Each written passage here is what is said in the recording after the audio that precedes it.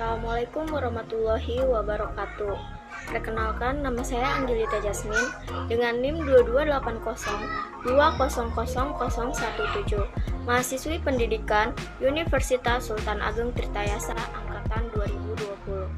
Di sini saya akan menjelaskan tentang perkembangan alat peraga kalorimeter, yaitu salah satu tugas mata kuliah pengelolaan laboratorium fisika sekolah, dengan dosen pengampu Dina Rahmi Darman, MPD.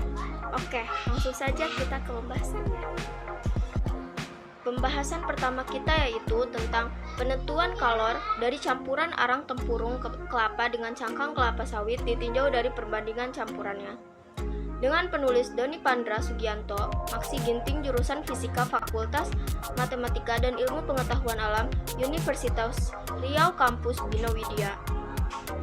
Reviewnya yaitu hasil penelitian yang telah dilakukan dalam menentukan parameter fisis arang campuran dari bahan tempurung kelapa dan cangkang kelapa sawit, dapat disimpulkan bahwa tingginya nilai kandungan kalori rata-rata arang campuran A disebabkan total sulfur yang dimiliki sampel arang campuran A lebih tinggi dibandingkan dengan arang campuran lainnya, yaitu nilai kalori dari arang campuran ditentukan juga oleh kandungan total kadar abu yang dikandung oleh suatu arang. Semakin sedikit kandungan total abu dalam arang campuran, maka nilai kalorinya akan semakin tinggi. Kelebihan dan kekurangan dari jurnal ini yaitu, yang pertama kelebihannya, 1. Alat dan bahan mudah ditemukan atau didapatkan. Yang kedua, menggunakan metode alternatif jadi sangat mudah untuk dilakukan. Sedangkan kekurangan dari jurnal ini yaitu, skema alat yang diberikan sangat rumit. Desain kalorimeter bom biomasa dengan metode oksigen dinamik. Dengan penulis Otong Nur Hilal Setianto, Anda Suhanda, JIF, Jurnal Ilmu dan Inovasi Fisika, volume 01 nomor 02 2017 105 sampai 111. Dengan reviewnya yaitu berdasarkan hasil dan penambahan diperoleh kesimpulan bahwa kalorimeter bom telah dirancang dan berhasil digunakan untuk menghitung nilai kalor sampel biobriket. Dalam proses pembakaran sampel digunakan debit oksigen secara dinamis dengan 3 variasi yaitu 3 liter per menit, 5 liter per menit, dan 7 liter per menit dari beberapa sampel biobriket yang diuji debit oksigen 7 liter per menit memberikan nilai kalor yang lebih tinggi. Ini adalah contoh gambar dari jurnal ini. Dan kelebihan dan kekurangannya yaitu, yang pertama kelebihan, rancangan sangat menunjukkan kalorimeter dan mudah untuk dirangkai. Sedangkan untuk kekurangannya sendiri, metode penelitian ini yaitu metode oksigen statik yang memerlukan bejana dengan desain khusus yang mampu menahan kekuatan tekanan statik yang telah ditetapkan. Jurnal 3 yaitu tentang pengembangan briket bonggol jagung sebagai sumber energi terbarukan, dengan penulis NP Aryani Masturi SSED, jurusan Fisika FMIPA Universitas Negeri Semarang, Indonesia, tahun 2017. Dari penelitian yang sudah dilakukan, dapat disimpulkan bahwa kapasitas panas yang dihasilkan dari briket bonggol jagung dengan perbandingan komposisi arang bonggol jagung dengan lem kayu berbanding 1:1, 2:1, 3:1, dan kapasitas panas yang paling tinggi dihasilkan dengan perbandingan arang bonggol jagung dengan lem kayu adalah 2:1. Kelebihan dan kekurangan dari jurnal ini, yang pertama kelebihannya, metode dapat dipahami. Yang kedua, alat dan bahan bisa didapatkan dengan mudah. Sedangkan untuk kekurangannya, penelitian ini tidak dijelaskan begitu rinci. Untuk jurnal keempat, ini membahas tentang proses cetak berbahan limbah kolang-kaling dengan teknologi guna, dengan penulis Supriyadi Masturi Pratiwi, DJ, jurusan Fisika FMIPA Universitas Negeri Semarang. Dengan review, berdasarkan kegiatan yang telah dilakukan, disimpulkan bahwa limbah kulit kolang-kaling dapat dimanfaatkan untuk pembuatan briket. Alat cetak dan alat press dapat digunakan sesuai dengan keperluan. Namun demikian, untuk memperoleh hasil yang maksimal perlu beberapa penyempurnaan. Misalnya, bentuk briket sebaiknya berlubang di bagian tengahnya, sehingga alat cetak briket perlu dimodifikasi untuk memperoleh cetakan di mana bagian tengahnya berlubang. Ukuran partikel limbah kulit kolang-kaling halus untuk memperoleh briket yang mudah dibakar. Selain untuk limbah kulit, kolang-kaling perlu dikeringkan sampai betul-betul kering untuk menghilangkan rasa gatal akibat asap. Kelebihan dan kekurangan dari jurnal ini yaitu: pertama, kelebihan, sangat detail menjelaskan perancangannya. Yang kedua, bahan mudah didapat. Sedangkan untuk kekurangannya sendiri, yang pertama, metode yang digunakan tidak dapat dipahami, dan yang kedua, alat sulit didapatkan.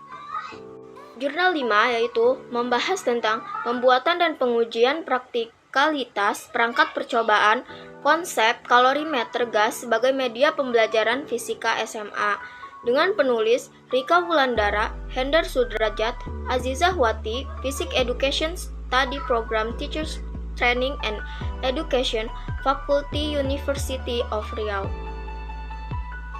Berdasarkan hasil analisis praktikalitas oleh observer dan user, diperoleh rata-rata praktikalitas alat percobaan sebesar 3,31.